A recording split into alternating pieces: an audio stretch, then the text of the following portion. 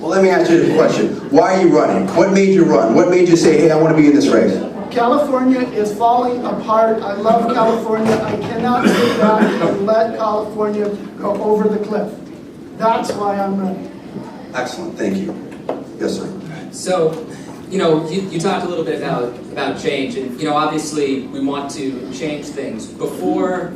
If we want to break the stranglehold in Sacramento, before we can change that, what we need to do is change the conversation. The conversations that people are having, that college students have with each other when they hear from a professor, oh, I should be a liberal, and they feel really good, like, oh, liberal is a good thing to do. And then you actually start to talk to people and you say, well, how do you feel about small business? How do you feel about creating jobs? How do you feel about national security? You're asking questions. Right, people realize, oh, wait a minute, I actually agree with the Republicans.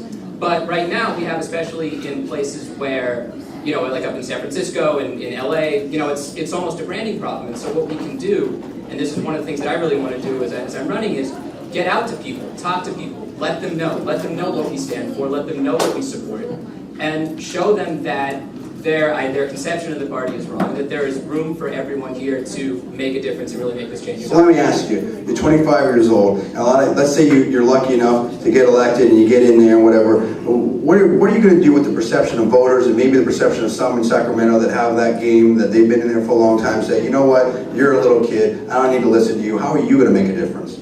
Well, I mean, what I'm going to do is be open. I'm going to let everybody see what goes on in Sacramento. If I'm elected, I'll be like a professor. I'll hold office hours when I come back to my district so people can come and talk to me and see. Access. So what happens in Sacramento? This is what happens with a bill. You want something good to happen? Here's why it's not happening. Here's what you can do to make things better.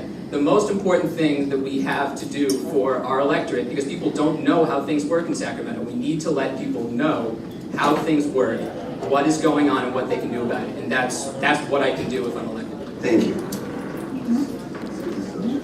Yes, ma'am. Tell us. Oh, I want to do so many things in Sacramento. Oh my gosh. Feel the energy out. We need to stop the stupid, and everybody is just mashed potatoes around. We need to stop hiring, stop spending, stop exceeding what our budget is. If we don't have the money, we can't spend the money. We need to put the brakes on everything from the top down. If we need to So time out for a second. Let me the ask you a state question. assembly and I send know them you're in your home. mode. Let me ask you a question. All right. No, you're doing awesome, right? How much would you cut? I don't need an exact number. It's not a quiz, but just in general, just sketch it out. Like, what would you cut and how much would you cut? I would take how much we have coming in, and that's all we can spend. We can't just keep going. So like the pay-go thing. Oh my gosh, and E-Verify. The Valley Grove candidate. Oh my gosh, I'm going to take E-Verify. Look what happened in Arizona when they implemented E-Verify. That is a program where you bring in immigrants or any new employee, any new hire, you run them through a verification. I have no problem with immigration. My family came here on a boat. Legally. So now SEIU and others will say, the SEIU pensions. hates me. Well, Oh right. my gosh, I'm ready for dead children. You're going to kill our pensions. You're against teachers. You're against, law enforcement and fire. You're going to slash spending. Yes, What do you say to that? They said that. It's been in the paper already. Doris opposes teachers and police and fire. She's anti all of this. And I say, oh my gosh, I'm anti anything that drives us in the ground. I never met a volunteer fire department that couldn't put out a fire. Hello. I like that line. Go ahead. All right. Thank you very much. Senator Anastas, running for Lieutenant Governor. Tell us what you would do. Well, I do the same thing I've been doing for the last 12 years. The reality, folks, is that all of these are good ideas, but if you heard the real concrete suggestions, AB 32, turn it around, has to be done by the people. The citizens initiative that's coming up as far as defunding the Democrats and the labor unions has to be done by the people. The legislature is not going to do it. We're vastly outnumbered. And so here's my answer to you. Because I will tell you, over 11 or 12 years, I've learned to expect the Democrats and the liberals to act like the idiots that they are. Right. And not really be concerned about the people who write the checks and support government. What I have been most frustrated by are the Republicans that are being sent to Sacramento and to Washington, who are not doing what they're telling you back home.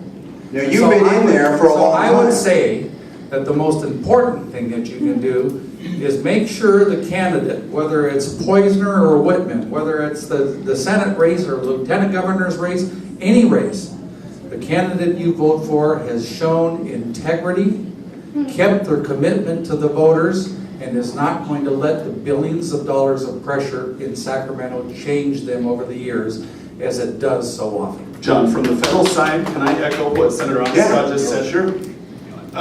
Senator Onestad is exactly right. The problem is not the Democrats. We know what they stand for. The problem is the Republicans who campaign as friends of limited government and supporters of free markets and promoters of fiscal discipline, and then don't do that. The explosion in federal spending that is so affecting the American people had its origins under a Republican president and a Republican Congress. Now they've accelerated massively under their successors, but what's going on now represents a continuation, a doubling down of mistakes that began on our watch. My view is the Republican Party cannot talk its way out of problems it behaved its way into. And so it is critical to identify representatives who are prepared to move the needle of public policy, not just to say the right things, but equipped to do the things that will honor and redeem the promises we made to the American people and broke. Well, I agree with that. We talked about that and how the Republicans can win in 2010 and beyond in one of our earlier workshops. I've got the 3 R's and I'm working off massive sleep deprivation to try to repair this stuff, but it's basically respect for the Constitution, respect for your office, respect for your voters, responsiveness, answering their phones, answering your emails, actually having constituent relations, and results. Actually getting stuff done that really works. Not just passing a bill that, hey, we passed this bill, but passing, getting things done that actually improve the lives of American people. And the last thing is integrity. I love that quote from Winston Churchill. With integrity, nothing else matters. Without integrity, nothing else matters. Well, let me go back to Senator Onestad. I appreciate that, and we're going to get to the federal candidates right next. You've been a senator. You've seen how Sacramento is broken. And it doesn't even matter if there's a Republican governor sometimes, right? They got a stranglehold on the unions and state employees and all that type of stuff. How do you change that, and how would you, as lieutenant governor, if Jerry Moonbeam Brown's in there, or Meg Whitman or Steve Poizner is in there, make a difference? I think I know how I've made a difference, and that is, even though I'm in the minority party, I will tell you no other senator has gotten as many bills passed, either through Schwarzenegger or Gray Davis. Now, they're not earth-shattering bills, but number one, they didn't grow government.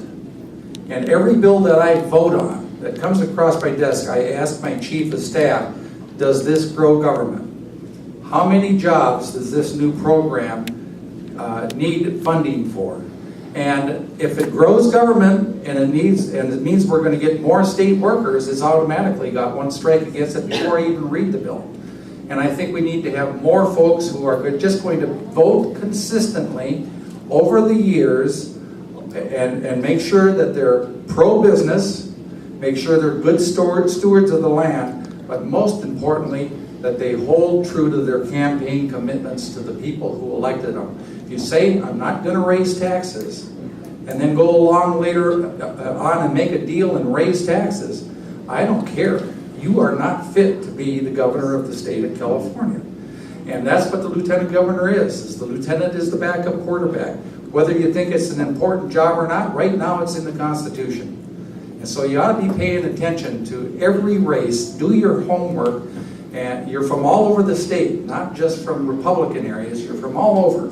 And make sure the candidates that you're backing are going to do what they say they're going to do and not let Sacramento change it.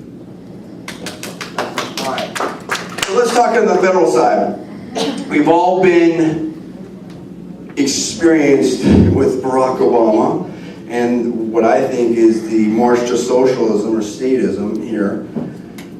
And as I said in my earlier talk about how Republicans win, John, it's not a march, it's a sprint. it is a sprint that traditional election theory, whether it's law and economics or political consultants or Dick Morris or whatever, is hey, you play to the middle. You get your independents, you keep them happy, you have your base, you win, right? And all the little models show that. I think it's a different time, and I think that's why the Tea Party has really sprung up. Why is it a different time? Because whether you're Republican or Democrat, the difference now, I don't want to go on with this because we have too much to talk about here with candidates. is whether we're growing government by 5% or growing government by 2%. And I kind of analogize it to eating a pizza if you're trying to lose weight. If you eat a pizza every hour, at a certain point, it's not going to work out, right? And so, what do you do to really get this fiscal house in order? What major programs are going to change? What major policies, whether it be tax cuts, getting rid of the IRS, slashing entitlements, or whatever, are you ready to sign on for? And maybe part and parcel of that, how do you deal with this person in administration who is in power now, whether it's in the House or the Senate, and definitely, the President with Obama?